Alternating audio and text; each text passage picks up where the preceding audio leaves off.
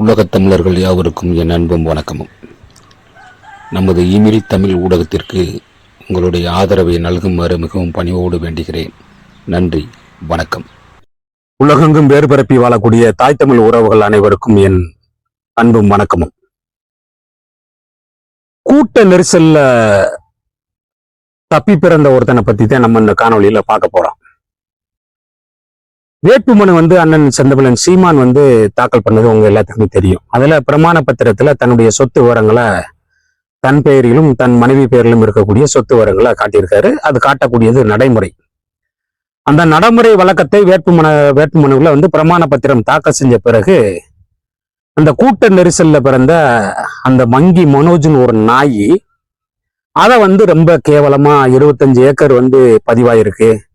அது திலீபன் மறைந்த நாள்ல தியாக தழும்பாக இருக்கக்கூடிய தமிழர்களின் நெஞ்சில அந்த ஒரு உண்ணா நோன்பை எடுத்து அந்த கொண்ட கொள்கைக்காக உயர்நீத்த மகா புனிதன் திலீபன் அவர்களுடைய நாள்ல பதிவு பண்ணியிருக்கிறேன். அப்படி இப்படின்னு அண்ணன் செந்தமிழன் சீமானை தரந்தாழ்ந்து விமர்சிக்கக்கூடிய நிகழ்ச்சி இந்த 2 நாளா பாக்குறோம்.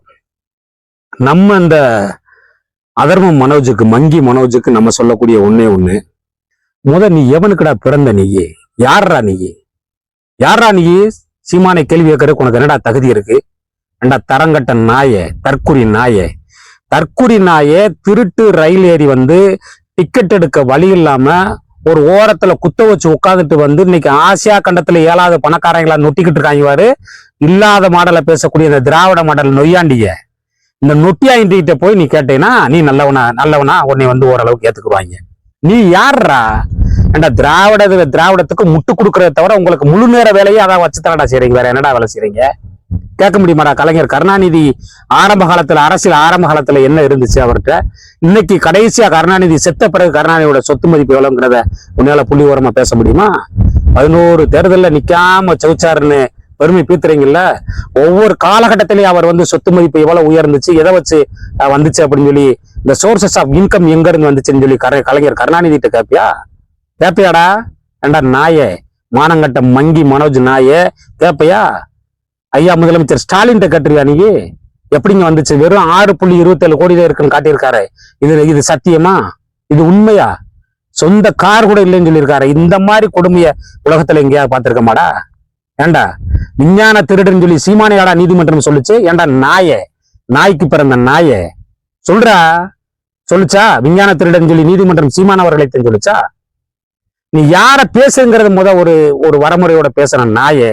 ரோட்ல நடக்கிற நாயெல்லாம் கோபுரத்தில் இருக்கக்கூடிய தெய்வங்களை பார்த்து பேசலாமா? சீமான் தனக்குத்தானே ஒரு சுயம்பாக வளர்ந்த ஒரு மிகப்பெரிய ஒரு ஆலமரம் அதன் விழுதுகளா நிற்கக்கூடியவனுக்கே உன்னால பதில் சொல்ல முடியாது. வளர்ந்து விட்ட ஒரு ஆலமரம் சீமான பேசுறதுக்கெல்லாம் கண்ட நாயெல்லாம், அது திராவிட கலிசடை நாய்கள் அண்ணன் செந்தமிழன் சீமானை பேசக்கூடாதா? நாயே, ஏண்டா மங்கி மனோஜ் நாயே, ஊடகங்கள்ல உனக்கு வலுவான கருத்துக்களை ஏத்து வச்சா அவனை நேருக்கு நேரம் எதிர்கொள்ள துப்பு இல்லாம செருப்படுத்தி வீசுறது, ஒரு சகோதரின் கூட பார்க்காம அந்த பெண்களை கொச்சப்படுத்தி எழுதுறது, அவங்க வீட்டுக்காரி, அந்த காரி, இந்த காரி, அவன் இவன் அப்படிங்கிற ஒருமையில பேசுறது, இது எந்த மாண்புடா நாயே? எந்த பள்ளிக்கூடத்துலடா உனக்கு இப்படி சொல்லி கொடுத்தாங்க? இப்படி தரந்தாழ்ந்து விமர்சிப்பதுதான் ஒரு ஆகச்சிறந்த பேச்சுக்கான அடையாளமாடா? இதே திராவிட மாடலாடா? நொய்யாண்டி, இதே திராவிட மாடலா? உங்களை எதிர்க்கக்கூடியவங்களை எந்த அளவிற்கு தரந்தாழ்ந்து விமர்சிக்கணுமோ அந்த அளவுக்கு தரந்தாழ்ந்து விமர்சிக்கிறது. இது ஒரு பொழப்பா உனக்கு? ஏண்டா கக்கூச திராவிட அந்த முதலாளிகளோட வீட்டுல கக்கூச கழுவி கஞ்சி குடிக்கிற எச்ச நாய் உனக்கு இருந்துச்சுன்னா 36 லட்சம் வாக்காளர்களுக்கு வாக்காளர்களை தன் பக்கம் ஓட்டுக்கு துட்டு கொடுக்காம ஈர்த்த செந்தமிழன் சீமானுக்கு எவ்வளவு திமிருத்தனாவட்டு அந்த இருமாப்பு இருக்கணும்டா நாய. ரோட்ல நடக்கிற நாய்க்கு இருந்துச்சுன்னா சீமானுக்கு எவ்வளவு இருக்கணும்? ஓட்டுக்கு துட்டுங்கிற கலாச்சாரத்தை அந்த தமிழ்நாட்டுல கொண்டு விட்ட நாய் யாரா? விஞ்ஞான ஊழல் செஞ்ச அந்த வரலாற்று திருடங்க யாரா? அந்த மண்ணில் யாரா சொல்றா? திருமங்கலா ஃபார்முலா, ஆர்கே நகர் ஃபார்முலாங்கிற இந்த ஃபார்முலாலாம் கொண்டு விட்டது யாரா? இந்த மக்களை இலவசங்களுக்கு கையேந்த விட்ட பாவிகள் யாரா? தண்டரை பெற்றிருக்கானா? தன்னுடைய தனிநபர் வருமானத்தின் மூலம் அவன் தலை நிமிர்ந்து இருக்கக்கூடிய ஒரு வழியை இன்னைக்கு வரைக்கும் ஆண்ட ஆட்சியாளர்கள் புடுங்கி தள்ளியிருக்கானாடா? ஏண்டா மங்கி மனோஜ் நாயே புடுங்கி தள்ளியிருக்கானா? புடுங்கி தள்ளியிருக்கானான்னு கேட்கண்டா நாய, எச்ச நாய. நீ சீமானை பார்த்து கேட்கிற, என் மக்களை கையேந்து விட்டுருக்கடா நாய. வரலாற்றில் அப்படியாடா நாங்க இருந்தோம்? இல்லை, காதலடக்க துங்கட்டான கலட்டி எறிஞ்சு வந்து மெத்துல கிடந்த தானியங்களை வந்து பறவைகள் வந்து கொய்து தின்னு வரும்பொழுது அதை காதலடக்க தொங்கட்டான கலட்டி என் சகோதரிகளும் தாய்மார்களும் விரட்டி இருக்காங்கடா. அந்த அளவிற்கு செல்வ செழிப்பா வாழ்ந்த மக்களுக்கு இலவசம் இலவசம் இலவசம் இலவசம் கொடுத்து என் மக்களை கையறு நிலையில விட்டதை தவிர நீங்க சாதிச்சது என்னடா? வேலை வாய்ப்பை நீங்க நிவர்த்தி செஞ்சிட்டீங்களா? இந்த மக்களுக்கு வந்து படிச்சு முடிச்ச உடனே வேலைக்கு உத்தரவாதம் அப்படிங்கிற ஒரு நிலை வந்திருக்கா? சாராய வருமானத்தை வச்சு, ஒரு தேச அவமானத்தை வச்சு நீங்க அந்த வருமானத்தை வச்சு பிழைப்பு நடத்தக்கூடிய நீங்க என்னடா நல்லாட்சி கொடுத்துட போறீங்க? சாராய விற்பனையை நடத்தக்கூடிய அந்த ஆலையை தொழிற்சாலையை வந்து நடத்துறவங்க வேண்டாமா? மங்கி மனோஜ் சொல்ல முடியுமாடா? உன்னையால சொல்ல முடியுமாடா? ஏன்டா இங்க இருக்கக்கூடிய அமைச்சர் எவனாவது ஒரு உத்தமனை காட்டுறா? உங்க பிடிஆர் இந்த மதுரையில் இப்ப இருக்கக்கூடிய ஒரு அரசியல் கட்சி தலைவர் ஆரம்ப காலகட்டத்தில் நிதியமைச்சராக இருக்கும் பொழுது 3000 கோடிய இவன் இந்த உதயநிதியோட மச்சானம் ஆட்டை போட்டாங்க அப்படின்னு சொன்ன ஆடியோ உலகம் பூரா சுத்தி வச்சாடா நாய. எவன்டா சத்தியம்? ஊழலின் ஊற்றுக்கண்ணை நீங்க தானடா. ஊழலின் ஊற்றுக்கண்ணை நீங்க தானே. மானங்கட்டவங்களா? மானங்கட்ட சொல்றா. ஒவ்வொரு அமைச்சரையும் பொன்முடிக்கு என்ன இருந்துச்சு? அமைச்சர் பொன்முடிக்கு என்னடா இருந்துச்சு? என்ன இருந்துச்சு? வரும்போது என்ன இருந்துச்சு? பெரியசாமிக்கு என்ன இருந்துச்சு? பெரியசாமிக்கு என்ன இருந்துச்சு? துறைமுருகனுக்கு என்ன இருந்துச்சு? வரும்போது என்ன இருந்துச்சு? இன்னைக்கு என்ன இருக்கிறான்? மலையை களவாண்டு, மண்ணை களவாண்டு, இந்த இயற்கை வளங்களை சுரண்டி தின்னு எங்க இந்த வரலாற்று கொடுமை நடக்குமாடா? அண்டை மாநிலம்டா கேரளாவில. இங்க தமிழ்நாட்டு மணல் கிடைக்கும் நாங்க விற்கிறான்டா நாய, மானங்கட்ட நாய. கன்னியாகுமரியில மலைகள் எல்லாம் ரபோ முகலம் வெட்டி அந்த கேரளாவுக்கு கடத்தப்படுது. தடுத்து நிறுத்தலுக்கு இந்த திராவிட மாடல் பேசக்கூடிய இந்த நாய்களுக்கு அவனுக்காக துப்பு இருந்துச்சாடா? அங்க இருக்கக்கூடிய நாம் தமிழர் உறவுகள் தான்டா அதை நினைச்சு கவலைப்பட்டான். யாருடா நீ யாருடா? சீமானவர்களுக்கு 25 கோடி காரியாபட்டியில வாங்கி விட்டார். செத்துப்போ, தாங்க முடியல, தூக்கல தூங்குடா. ஏண்டா மானங்கட்டவனே. இதே கேள்வியை ஸ்டாலினை பார்த்து கல்றா, இதே கேள்வி எடப்பாடியை பார்த்து கல்றா, இதே கேள்வி ஓ பன்னீர்செல்வத்தை பார்த்து கல்றா, இதே கேள்வி நீ திமுக இருக்கக்கூடிய அமைச்சர் பெருமக்கள், ஒரு சாதாரண ஒரு எம்எல்ஏ, இல்லை திமுக இருக்கக்கூடிய ஒரு பஞ்சாயத்து தலைவர்கள் லட்சக்கணக்கான பணத்தை வந்து கொள்ளையடிச்சு போறான்டா நாய. ஒரு வேலையும் செய்யாம வந்து அவனுக்கு பில்லு பாஸ் பண்ணி அதை காசை கொள்ளையடிச்சு போறவனுக்கு எத்தனை பேரடா சொல்ல முடியும்? எத்தனை பேரை சொல்ல முடியும்? ஆர்டிஐல ஃபைல் பண்ணா அதுக்கு மலுப்புறான பதில் தந்து அவைகளையும் சிதைக்கடிக்கிறது. உங்க ஊழலை வெளியோராம காப்பாத்துறதுக்கு அரசாங்க அதிகாரிகளையும் பயன்படுத்துறீங்க. அமைச்சர் மூர்த்தி இன்னைக்கு என்னடா இருக்கு? இன்னைக்கு ஒரு காலத்துல மூக்க அழகிரியோட கோட்டையா இருந்த இந்த மதுரையில மூக்க அழகிரியை மீறி ஒருத்தன் நிலப்பத்திரம் பதிய முடியும், வாங்க முடியும், நிலம் வாங்க முடியும், பதிய முடியுமாடா? நாய எத்தனை கோடிடா கொள்ளையடிச்சீங்க? எத்தனை கோடி? ஆசியா கண்டத்துல 7வது பணக்காரன் உங்களை வந்து சொல்றாங்களே, எங்க இருந்தா வந்துச்சு உங்களுக்கு பணம்? சீமானை வரிந்து விட்டு கொண்டு கேள்வி கேட்கக்கூடிய நீயே இந்த இவங்களெல்லாம் பார்த்து கேள்வி கேள நீ. மானங்கட்டவனே இருக்கிறதுல அத்தனை ஊழல். செம்மண்ல ஊழல், மணல்ல ஊழல், தாது மணல்ல ஊழல், கிரானைட் இதுல ஊழல், எல்லா ஊழலையும் உங்களுக்கு கூட்டு பங்கு தானடா நாய. எல்லா ஊழலையும் உங்களுக்கு கூட்டு பங்கு தானே. இல்லைன்னு மறுக்க முடியுமா? இல்லைன்னு மறுத்து சொல்ல முடியுமா? இந்த கேள்வியை நீ யாரை நோக்கி கேட்கணும்? ஈழத்தமிழர்களை பற்றி இந்த நாய் பேசுது. ஒரு சொட்டு தண்ணி கொடுக்காம திலீபன் செத்தான்னா திலீபன் எதற்காக செத்தான்? அந்த இந்திய ராணுவ படையை வந்து வெளியேற்ற அமைதிப்படைங்கிற பேர்வையில என் மக்களை வந்து துண்டாடுது, வெளியேற்ற அப்படின்னு சொல்லி வெளியேற்றறதுக்காக கொண்ட கொள்கையில உலக வரலாற்றில் சொட்டு தண்ணி இல்லாம செத்த ஒரு மானமுள்ள ஒரு தமிழன். அவன் திராவிடன் கிடையாரா? தமிழன்டா திலீபன். திராவிடன் கிடையாது. தமிழனுக்கு திராவிட போர்வை சூட்டிட்டு வாரு. இந்த கோமாளி வேலையெல்லாம் அங்க இல்லடா. அங்க சுத்த தமிழ் ரத்த ஓடிச்சுடா நாய. இன்னைக்கு சுத்த தமிழ் வாழக்கூடிய ஒரே தேசம் இலங்கை தேசம் தாண்டா. அதுவும் ஈழத்துல தாண்டா அங்க பேசுறேன். என்னுடைய தொப்புள் உறவுகள் பேசுறதாண்டு தமிழ் வந்து கலப்படம் இல்லாத தமிழ். இங்க தமிழை ஒழுங்கா வச்சிருக்கீங்களாடா? காட்டு முன்னாடி நாய்களா தமிழை வச்சிருக்கீங்களாடா ஒழுங்கா? தமிழ்ல வந்து இன்னைக்கு எல்லா குளறுபடியும் செஞ்சு இந்த தமிழை நாசமாக்கியதே நீங்க தான்டா. இன்னும் பாருங்கடா, இந்த தேர்தலையும் பாருங்கடா. நீட்டை வந்தவொடனே நாங்க அடுத்து வந்தோடனே நீட்டை ஒழிப்பதே எங்கள் இலக்கு. உங்க வாயில ஓட்டு நல்லா நொழுக்க வேண்டியது. நீட்டை ஒழிப்பதே எங்க இலக்கு.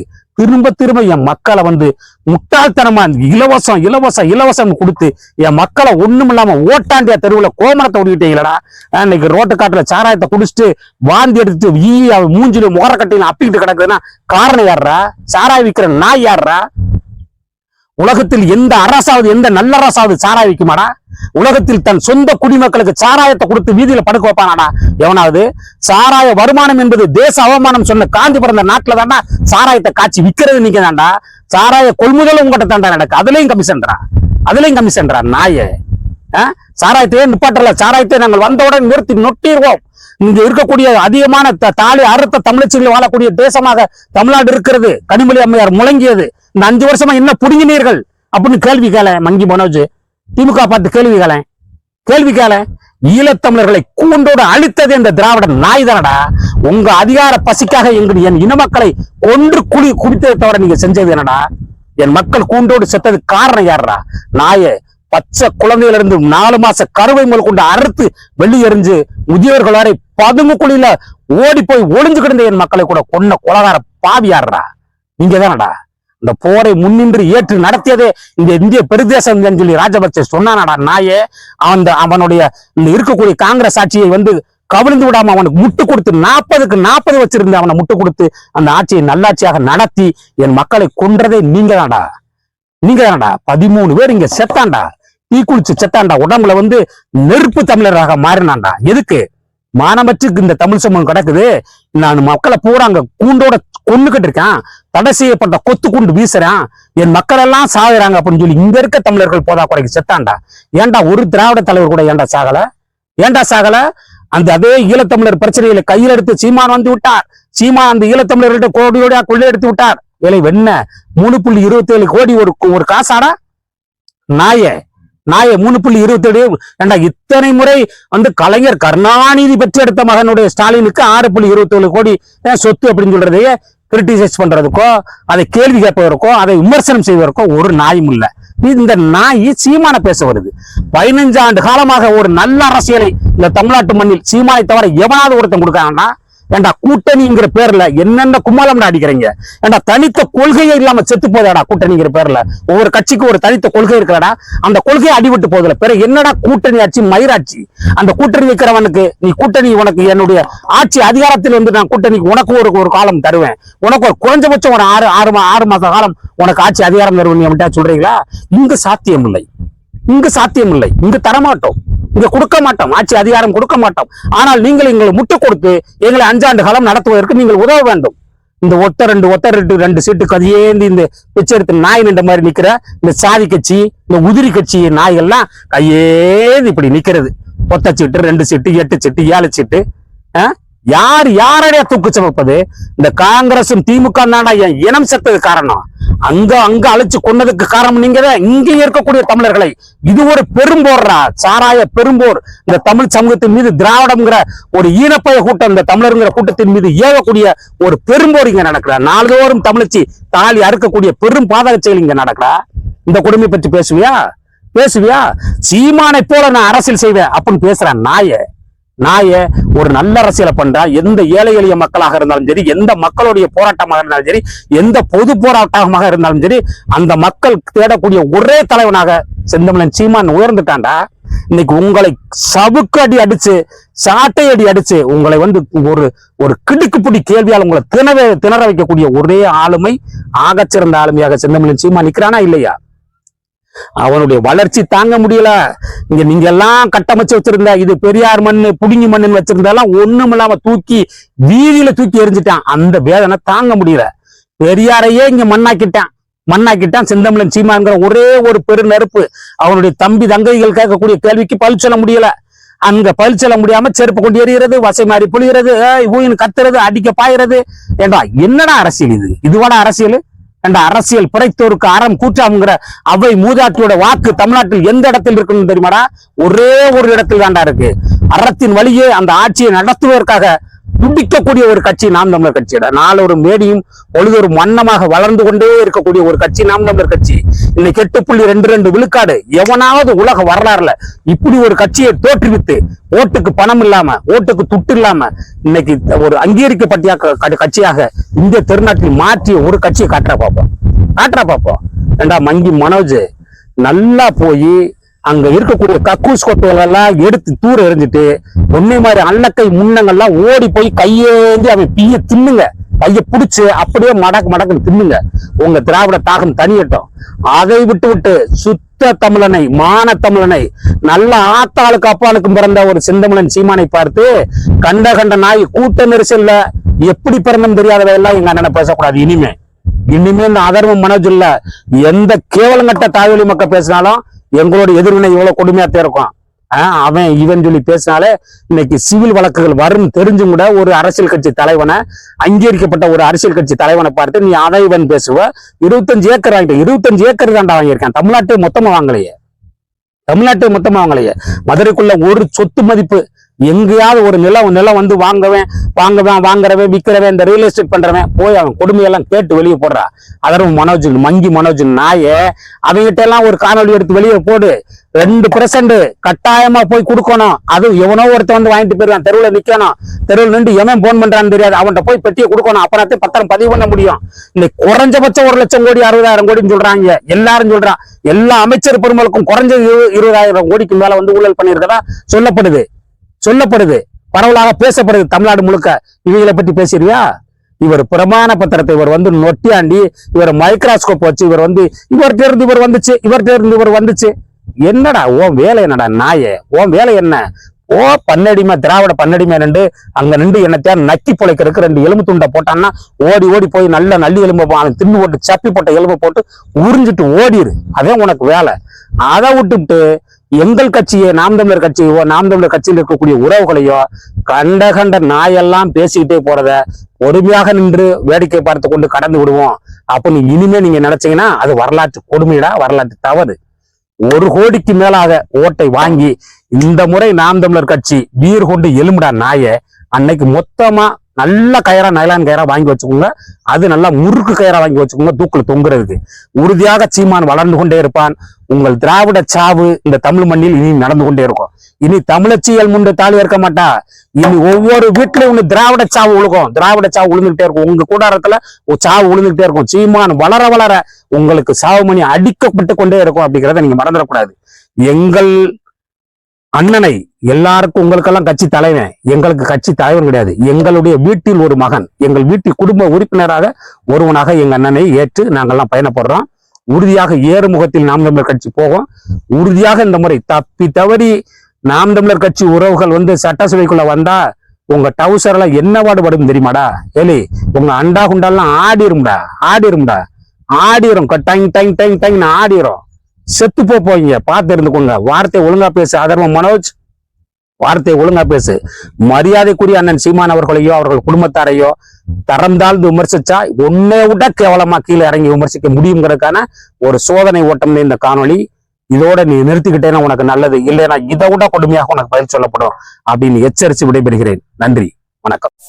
இந்த காணொளி உங்களுக்கு பிடிச்சிருந்ததுன்னா லைக் பண்ணுங்க, மற்ற நண்பர்களுக்கும் ஷேர் பண்ணுங்க. நன்றி.